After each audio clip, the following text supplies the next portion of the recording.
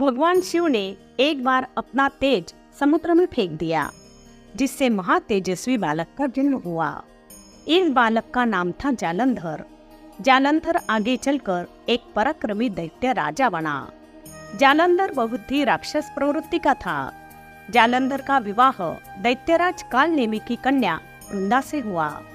एक बार जालंधर ने माता लक्ष्मी को प्राप्त करने की इच्छा से उनसे युद्ध किया, लेकिन समुद्र से उत्पन्न होने के कारण माता लक्ष्मी ने जालंधर को अपने भाई के रूप में स्वीकार कर लिया। जालंधर जब पराजित हो गया तो वह देवी पार्वती को पाने की लालसा से कैलाश पर्वत पर पहुंच गया। इसके बाद जालंधर भगवान शिव का रूप धारण कर माता पार्वती के पास पहुंचा, लेकिन माता पार्वती ने अपने योग बल से उसे तुरंत ही पहचान लिया और माता पार्वती वहां से तुरंत ही अंतर्धान हो गई। वह जालंधर भगवान शिव के साथ ही युद्ध करने लगा। देवी पार्वती ने सारा वृत्तांत भगवान विष्णु को सुनाया। जालंधर की पत्नी वृंदा अत्यंत पतिव्रता स्त्री थी। उसी के पातिव्रत धर्म की शक्ति से जालंधर न तो मारा जाता था और न ही पराजित होता था। इसलिए जालंधर का नाश करने के लिए वृंदा के पतिव्रत धर्म को भंग करना बहुत आवश्यक था। इसके बाद भगवान विष्णु एक ऋषि का रूप धारण करके वन में पहुँचे, जहाँ वृंदा भ्रमण कर रही थी। भगवान विष्णु के साथ दो राक्षस भी वहां पहुंचे, जिन्हें देखकर वृंदा भयभीत हो गई।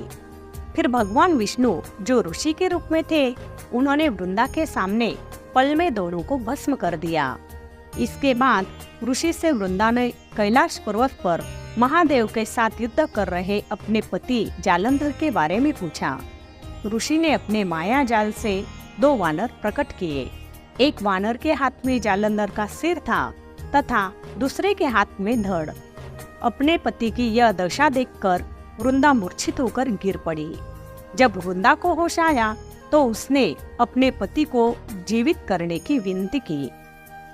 इसके बाद भगवान ने अपनी माया से जालंधर का सिर धड़ से जोड़ दिया, लेकिन स्वयं भी इसी शरीर में प्रवेश कर गए। वृंदा इसके बारे में नहीं जानती थी कि उसके पति के शरीर में कोई और प्रवेश कर गया है। जालंधर बने भगवान के साथ वृंदा पतिव्रता का व्यवहार करने लगी, जिससे उसका सतीत्व भंग हो गया। ऐसा होते ही उधर कैलाश पर्वत पर वृंदा का पति जालंधर युद्ध में हार गया। जब वृंदा को पता चला तो उसने क्रोध में आकर भगवान विष्णु को हृदयहीन शिला होने का शाप दे दिया। अपने भक्त के श्राप को भगवान विष्णु ने स्वीकार किया और शालिग्राम पत्थर बन गए। सृष्टि के पालनकर्ता के पत्थर बन जाने से ब्रह्मांड में असंतुलन की स्थिति हो गई। यह देखकर सभी देवी देवताओं ने वृंदा से प्रार्थना की वह भगवान विष्णु को श्राप मुक्त कर दे। वृंदा ने भगवान विष्णु को श्राप से मुक्त तो कर दिया, लेकिन स्वयं आत्मदाह कर लिया। जहाँ वृंदा भस्म हुई वहाँ तुलसी का पौधा उगा।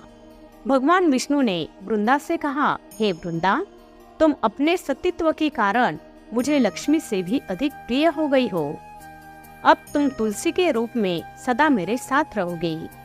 तब से हर साल कार्तिक महीने के देव उठावनी एकादशी का दिन तुलसी विवाह के रूप में मनाया जाता है।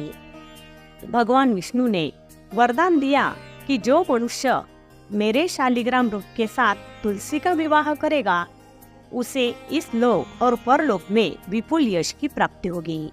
इसके अलावा तुलसी को वरदान प्राप्त है कि जिस घर में तुलसी रहेगी वहाँ यम के दूत भी असमय नहीं जा सकते।